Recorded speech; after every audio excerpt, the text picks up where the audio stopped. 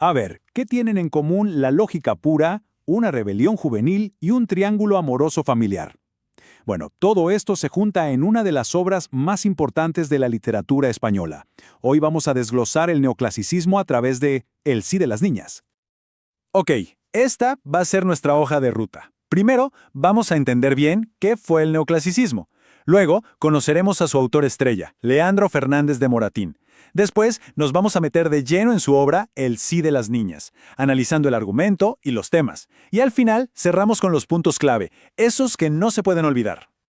Bueno, arranquemos por el principio, el neoclasicismo español. Hay que imaginarse una época donde la razón y el orden de repente dijeron, hasta aquí llegamos, y tomaron el control de todo el arte y el pensamiento.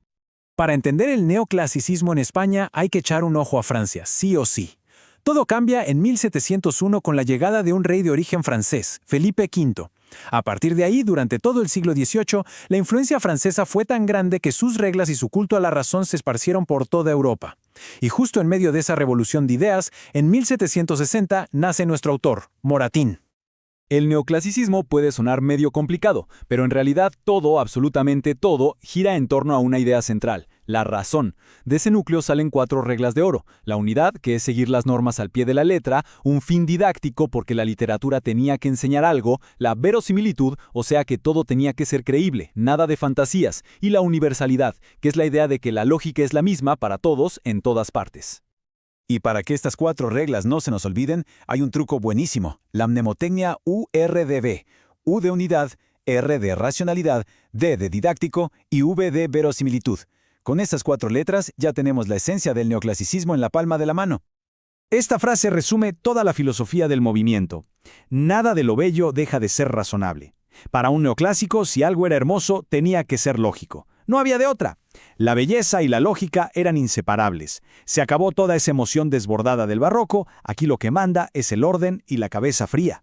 Y ahora sí conozcamos al hombre que agarró todas estas ideas y las puso sobre un escenario, Leandro Fernández de Moratín, el gran maestro de la comedia neoclásica en España. La vida de Moratín, la verdad, es un reflejo perfecto de sus ideas. Nació en Madrid, pero era lo que se llamaba un afrancesado, o sea, un fan total de la cultura francesa. Y esto le salió caro. Cuando Napoleón invadió España, él apoyó al bando francés. Al final, los franceses fueron expulsados, a Moratín lo tacharon de traidor y tuvo que exiliarse. Y la ironía de todo, murió lejos de su país, justamente en París. Y su forma de escribir era él, un espejo de su mente, obsesionado con el orden, la sensatez y que todo estuviera perfecto.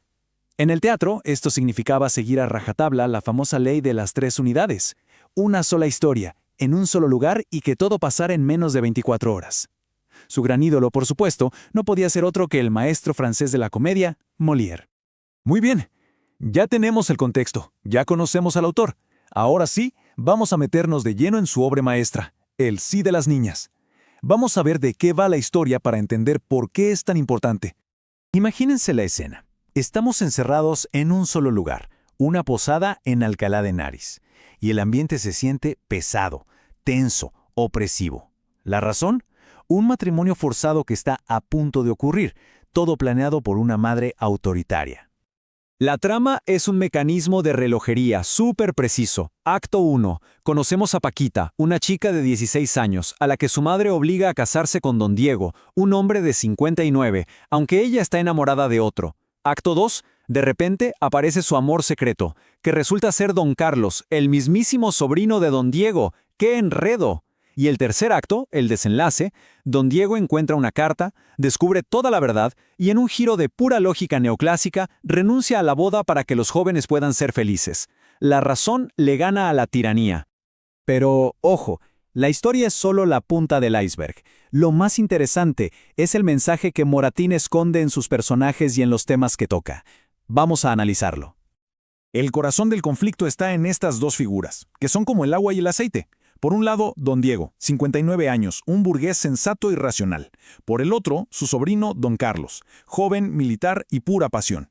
Son el día y la noche, pero los dos están compitiendo por el mismo amor. Pero a pesar de ser tan diferentes en edad, posición social y carácter, hay un sentimiento que los une de una forma inseparable: su amor por Paquita. Ese es el verdadero motor de toda la historia. Y la obra, además, es una radiografía perfecta de la burguesía de la época.